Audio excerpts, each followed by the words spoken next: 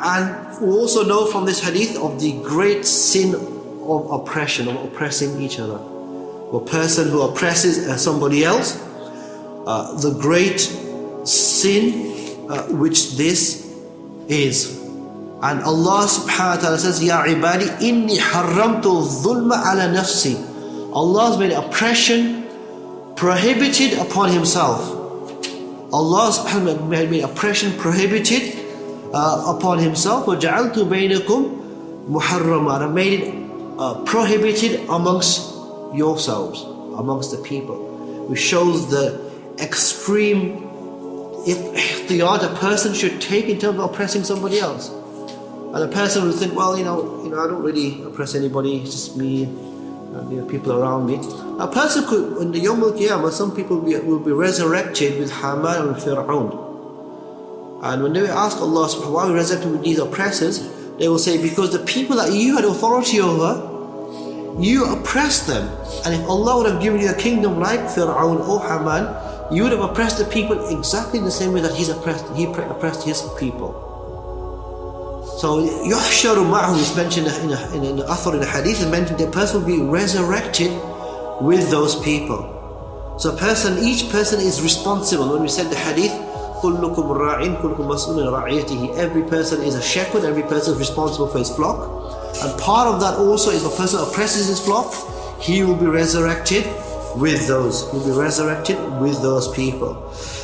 Another point of the hadith is that all our needs are returned back ultimately to Allah subhanahu wa ta'ala. Allah goes through various categories. For example, the first one about hidayah, about guidance. We always ask Allah subhanahu wa ta'ala for guidance. That Allah continues talking about food, about dress, about the fact that the slaves of Allah subhanahu wa ta'ala continually oppress themselves, do dhulm upon themselves through what? Through sins. But Allah subhanahu wa ta'ala is continuously moving towards His slave and traversing towards His slave in forgiveness. As it mentioned in the hadith, if we go to Allah subhanahu wa ta'ala harwalatan, or you go to Allah subhanahu wa ta'ala mashin, Allah comes to you harwalatan. If you go to Allah subhanahu wa ta'ala by walking, Allah subhanahu wa ta'ala comes towards you running.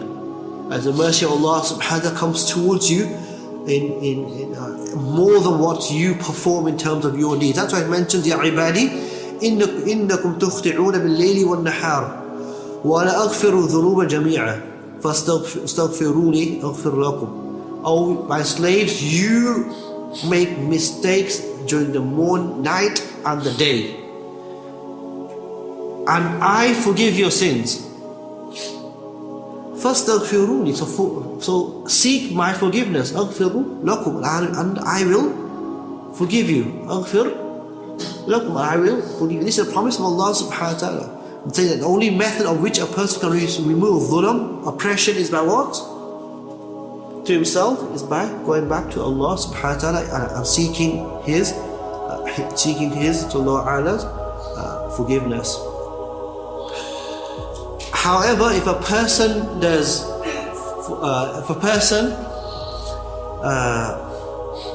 wrongs another believer, if a person wrongs another believer, a person wrongs another Muslim or a non-Muslim for that matter, will Allah subhanahu wa ta'ala forgive him? Allah subhanahu wa ta'ala will not forgive him until that person himself has forgiven him. That's why instead some of the awliya used to mention حقوق العباد أشد على حقوق الله. The rights of the slaves of Allah is more intense than the rights of Allah subhanahu wa ta'ala Himself. Because Allah subhanahu wa ta'ala with sincere tawbah can forgive His own right. But Allah will not forgive the right unless you are forgiven by the person which whom you oppressed. Which whom a person oppressed.